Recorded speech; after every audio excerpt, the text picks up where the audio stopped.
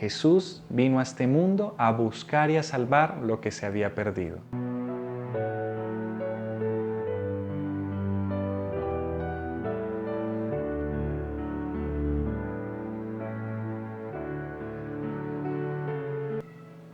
Hola, ¿cómo estás? Hoy veremos nuestra lección número 7, lo que la Biblia nos enseña acerca de la salvación. Vamos a empezar inmediatamente con nuestra pregunta número 1, que dice lo siguiente: ¿cuál es la consecuencia final del pecado? Romanos 5:12 nos dice: por tanto, como el pecado entró en el mundo por un hombre, y por el pecado la muerte, así la muerte pasó a todos los hombres por cuanto todos pecaron. ¿Se acuerdan de la lección pasada? La consecuencia final del pecado es la muerte. Nunca lo olvidemos. Ahora sí tiene lógica la siguiente pregunta. Pregunta número 2. ¿Puede el hombre resolver el problema del pecado? Jeremías 2:22. Aunque te laves con lejía y amontones jabón sobre ti, la mancha de tu pecado permanecerá aún delante de mí, dijo Jehová el Señor. Nosotros por sí solos los seres humanos no resolvemos el problema del pecado. Aunque nos lavemos con muchísimo jabón o aunque hagamos lo que hagamos, siempre estará el pecado. Pero vamos a ver qué es lo que hace Dios. Jesús salva al pecador, nuestro gran subtítulo. La pregunta número 3 dice: ¿qué provisión hizo Dios para salvar al hombre?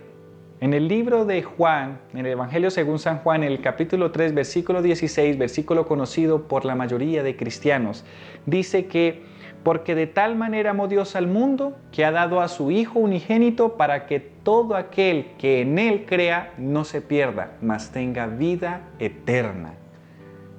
Es el plan de Dios que a través de Jesús nosotros tengamos vida eterna. Siguiente pregunta: ¿cómo describió Jesús su misión? Lucas 19:10. Porque el Hijo del Hombre vino a buscar y a salvar lo que se había perdido. Porque Jesús vino a este mundo a buscar y a salvar lo que se había perdido. Así que Dios, Jesús, es el camino a la salvación. Pregunta número 5. ¿Cometió Jesús algún pecado? Hebreos 4:15. Porque no tenemos un sumo sacerdote que no pueda compadecerse de nuestras debilidades, sino uno que fue tentado en todo según nuestra semejanza, pero sin pecado. Jesús vino a vivir la vida que Adán debió haber vivido. Y como la vivió y no cometió ningún pecado, legalmente se ganó la vida eterna que nosotros perdimos a través de Adán. Así que por la fe en Jesucristo, nosotros tenemos la maravillosa esperanza de algún día, no muy lejano, estar por la eternidad con Dios. Siguiente pregunta: ¿cómo pagó Jesús la deuda del hombre? Isaías 53, del 3 en adelante. Todo lo que vivió Jesús para venir a salvarnos. Por eso la pregunta de cómo pagó Jesús nuestra deuda fue con su muerte en la cruz. ¿Cómo entendemos esta historia? Dios dijo que la paga del pecado era la muerte. La ley lo dice así. Sin embargo, tenía que ocurrir algo, un acto de salvación, un acto sustituto. En cierta tribu de indígenas, el cacique tenía una madre que ya era de edad avanzada y en aquella comunidad se regían a sus propias reglas, a sus propias normas de conducta y se castigaban conforme a la ley que ellos habían establecido y el cacique era el encargado de hacerla cumplir. Llegó el momento en que se empezaron a perder las cosas, a robar, empezaron a notar que siempre se perdían en las noches las cosas. La paga por robar eran 40 azotes. Y el verdugo se tenía que asegurar de que al acusado le saliera sangre de su espalda, le salieran pedazos de piel para que supiera que no debía robar. Como nadie se daba cuenta quién era el que estaba robando, empezaron los jovencitos a hacer una vigilia en la noche para decir: vamos a descubrir al ladrón. Para sorpresa, el que tenía el turno de las 2 a las 4 de la mañana se levantó y vio que era la mamá del cacique la que estaba robando. Cuando eso ocurrió, el pueblo se estremeció y se dividió en dos. Un grupo decía: el cacique, si no cumple la ley, no sirve para ser nuestro cacique. Pero el otro grupo dijo, si el cacique es capaz de azotar a la mamá, no merece tampoco ser nuestro cacique porque prácticamente la mataría y va a matar a la mamá por la ley.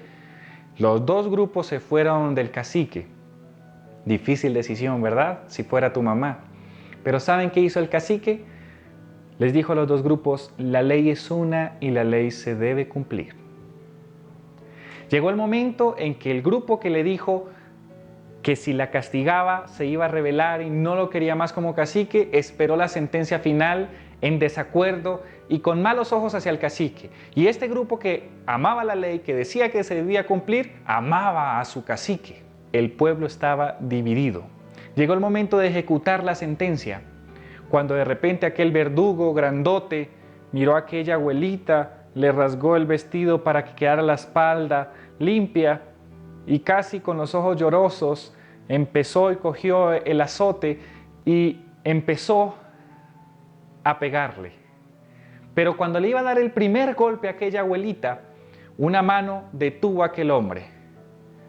Era la mano del cacique, quien se rasgó sus vestiduras, abrazó a su mamita y le dijo que empiece el castigo. Al abrazar a su mamita, esta mujer nunca volvió a robar. Y no tanto porque la ley lo exigiera, sino por el amor que había demostrado su hijo. Eso pasó con Jesús. Había una deuda que pagar, pero Él nos abraza. Sufrió lo que nosotros debimos haber sufrido, la muerte, para después decirnos, si tú aceptas este sacrificio, puedes ser salvo para siempre.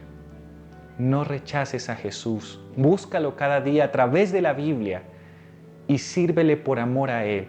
Ya no vas a robar, ya no vas a adulterar, ya no vas a pecar por el amor que le tengas a Jesús. Y por el amor que le tengas a Jesús, guardarás los mandamientos de Dios. Dios te bendiga.